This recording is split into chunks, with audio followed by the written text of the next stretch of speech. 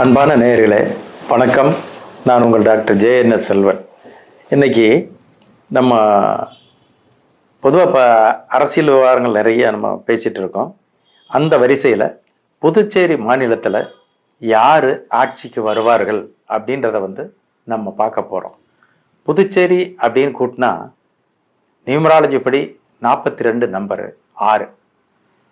இதில் இப்போ முதலமைச்சராக இருக்கக்கூடிய திரு என் ரங்கசாமி, அவருடைய இந்த என் ரங்கசாமி அப்படின்னு கூட்டினா 32 5. இந்த 5ஆம் எண் ஒரு அளப்பரிய ஆற்றல் மிகுந்த எண் அவருக்கு. அவருடைய வயது அப்படி பார்த்தோம்னா டேட் ஆஃப் பர்த் 4/8/1950 பிறந்திருக்காரு. இதனுடைய கூட்டுத்தொகை 27 9. முன்னால 4 இருக்கு, பின்னால 9 இருக்கு. இந்த 9ஆம் எண்ணுக்கும் 4ஆம் எண்ணுக்கும் என் ரங்கசாமின்ற 32ன்ற 5 ஒரு அற்புதத்தை அவருக்கு தந்துக்கிட்டே இருக்கு. இவருடைய கட்சி ஆல்ரெடி இவர் அகில இந்திய காங்கிரஸ் கட்சியில இருந்திருக்காரு. அப்புறம் ஏதோ ஒரு டிஸ்பியூட்ல அதுல இருந்து விலகி ஆல் இண்டியா என்ஆர் காங்கிரஸ் அப்படின்னு பேர் வச்சுட்டு வெளியில வந்துடுறாரு. அதனுடைய கூட்டுத்தொகை 57, எல்லாத்தையும் கூட்டினா 3. 3ன்றது ஒரு நீதி நேர்மை ஒழுங்கு கட்டுப்பாடு உடைய ஒரு எண். வெளிப்பாடும் பார்த்தீங்கன்னா ஒரு அற்புதமான செயல்பாடுகளோட இருப்பவர் அப்படின்ற அந்த பேரை இவருக்கு கொடுத்துரும். இவர் அரசியலுக்கு 3 முறை முதலமைச்சரா இருந்திருக்காரு. இப்போ உட்பட மக்களின் முதல்வர் அப்படின்ற பேர் எடுத்திருக்காரு. இது ஒரு பெரிய விஷயம். அதாவது அரசியல்வாதினாலே திட்டு வாங்கணும், வாங்க, இதெல்லாம் இருக்கு.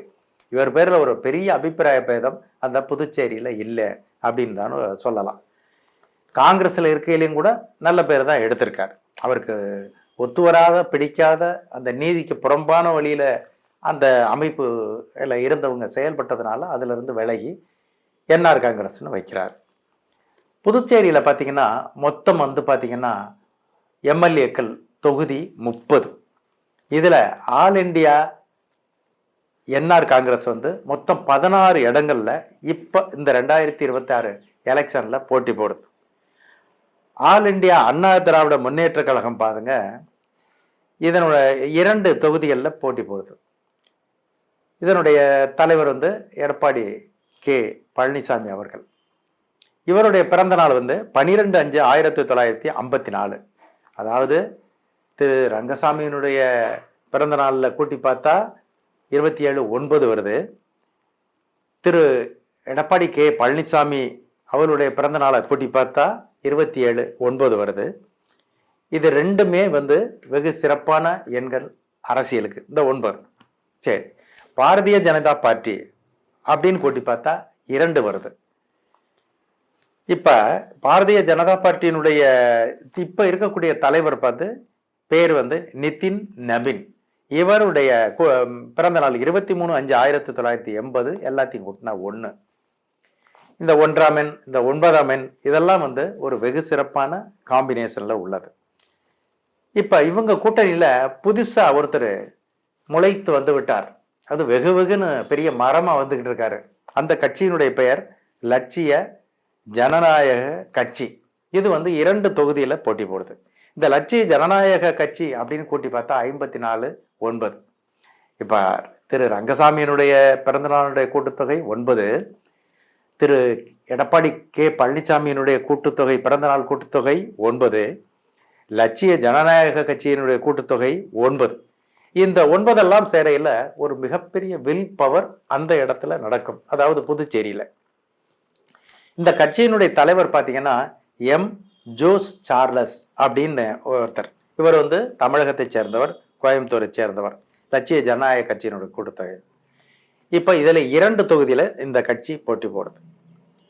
சரி, புதுச்சேரியினுடைய கூட்டுத்தொகை நம்ம ஏற்கனவே சொன்னோம் 42. 6ஆம் எண், இது பெரிய விசேஷமான ஒரு எண் 6ஆம் எண். இந்த எம் ஜோஸ் சார்லஸ் அப்படின்னு அவருடைய கூட்டுத்தொகை பார்த்தீங்கன்னா 42/6.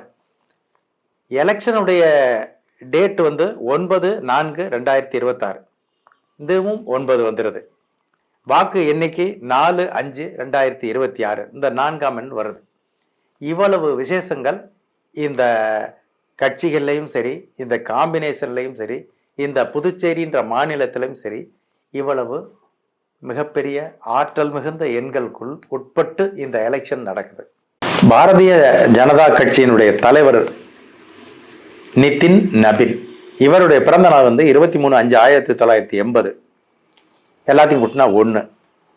அதனால 10 இடங்கள்ல போட்டியிடக்கூடிய பாரதிய ஜனதா கட்சி புதுச்சேரியில 7 தொகுதிகளை கண்டிப்பாக கைப்பற்றும் வாய்ப்பு நிறைய இருக்கு. சரி, இதற்கு அடுத்தபடி இவங்க கட்சியிலேயே இன்னொரு ஜாயிண்டா ஒருத்தர் கட்சி ஆரம்பிச்சு அதுக்குள்ள இணைகிறார். அவர் நம்ம தமிழகத்தை சேர்ந்தவர், கோயம்புத்தூர் இருப்பிடமாக கொண்டவர். லட்சிய ஜனநாயக கட்சி, இதனுடைய கூட்டு எண் பார்த்தீங்கன்னா 54-9. திரு என் ரங்கசாமி அவருடைய அந்த பிறந்த தேதியினுடைய கூட்டுத்தொகை 9, தேர்தல் நாள் 9. திரு கே பழனிசாமி அவருடைய பிறந்த தேதி 9. அதற்கு அடுத்தபடி லட்சிய ஜனநாயக கட்சியின் கூட்டு எண் 9. எவ்வளவு காம்பினேஷன் வருது பாருங்க. இதெல்லாமே பாசிட்டிவா வருது. இந்த கட்சியினுடைய தலைவர் திரு எம் ஜோஸ் சார்லஸ், இவருடைய பிறந்த நாள் கிடைக்கல. இவர் கட்சியினுடைய கூட்டு எண் 54 என்ற 9 மிக சிறப்பாக வரும் அப்படின்னு சொல்றோம். எலெக்ஷன் தேதி 9 இருக்கு. அப்ப இந்த 9க்கும் இவருடைய கட்சியினுடைய 9க்கும் இவர் போட்டியிட்ட 2 தொகுதியிலுமே மிகப்பெரிய வெற்றி அடைவார். இது கண்டிப்பாக இது நடக்கும் அப்படின்றது தெரியுது. புதுச்சேரியினுடைய கூட்டு எண், அதாவது இப்ப நம்ம பேசுறது இந்த லட்சிய ஜனநாயக கட்சியினுடைய தலைவர் இருக்கார திரு எம் ஜோஸ் சார்லஸ், அவர் சம்பந்தமா ஒரு டிப்ஸ். ஏன்னா புதிய கட்சி ஆரம்பிச்சிருக்காரு, ஒரு இளைஞர், தமிழகத்தை சேர்ந்தவர். புதுச்சேரியினுடைய கூட்டு எண் பார்த்தீங்கன்னா 42 என்ற 6ஆம் எண்ணில் உள்ளது. ஆட பாட அனுபவிக்க பிறந்த இந்த எண் இந்த மாநிலத்துக்கு ஒரு பெரிய பவரை கொடுக்குது. அதனால எம் ஜோஸ் சார்லஸ் என்ற 42 என்ற 6ஆம் எண்ணை சேர்ந்த இவர் அந்த மாநிலத்தில் போய் கட்சி ஆரம்பிக்கிறார். அந்த கட்சியினுடைய ஆரம்பம் வெகு சிறப்பாக வந்தது. இப்பதான் ஆரம்பிச்சிருக்காரு. உடனே பார்த்தீங்கன்னா அதுல 2 தொகுதியில போட்டி போடுறாரு, எல்லாராலையும் பேசப்படுறாரு. அப்ப அவருடைய பிறந்த நாள் 6, புதுச்சேரியினுடைய கூட்டுத்தொகை 6. அதனால மிகப்பெரிய வெற்றி இவருக்கு காத்துட்டு இருக்கு. பொருளாதார ரீதியில உயர்வோட இருக்கக்கூடிய இந்த சார்லஸ் நினைத்திருந்தால் வேறு ஏதாவது அந்தமான்லயோ லட்சத்தீவுலையோ போய் கட்சி ஆரம்பிச்சிருக்கலாம். அப்படி ஆரம்பிச்சா அங்கே ஃபேமஸ் ஆயிருக்கலாம் அப்படின்னு நினைக்காமல் புதுச்சேரியிலேயே போய் ஆரம்பிக்கிறாருன்னா இந்த 42 அப்படின்ற 6ஆம் எண் அவர் மனதுக்குள்ள பதிந்து அங்கே போய் ஆரம்பிப்போம். ஏன் ஒரு தமிழகத்திலே ஆரம்பிச்சிருக்கலாம் இல்லையா? அதனால அவருடைய அந்த எண்ணுக்கு இன்னொரு 6ஆம் எண் இந்த 6ஆம் எண்ணை இழுக்குது.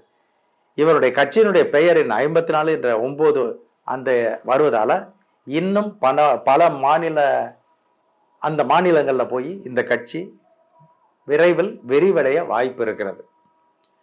வருங்காலம் ரொம்ப சிறப்பாகவே இருக்கு. இந்த எம் ஜோஸ் சார்லஸ் அவர்களுக்கு நிச்சயமா அந்த கட்சியும் விரிவடையும் அப்படின்ற பட்சத்துல இவர் பேர்ல பாத்தீங்கன்னா ஒரு சிறிய நெகட்டிவ் ஒலி, அதாவது புரோனாலஜி அப்படின்னு சொல்லுவோம், அந்த ஒலி இருக்கிறது. அந்த ஒலியை இவர் நீக்கிவிட்டால் மேன்மேலும் இவர் ஒரு ஸ்ட்ராங்கான தேசிய அளவில் கட்சி வளர்ப்பதற்கு அவருக்கு உதவிகரமாக இருக்கும். மீண்டும் சந்திப்போம். நன்றி, வணக்கம்.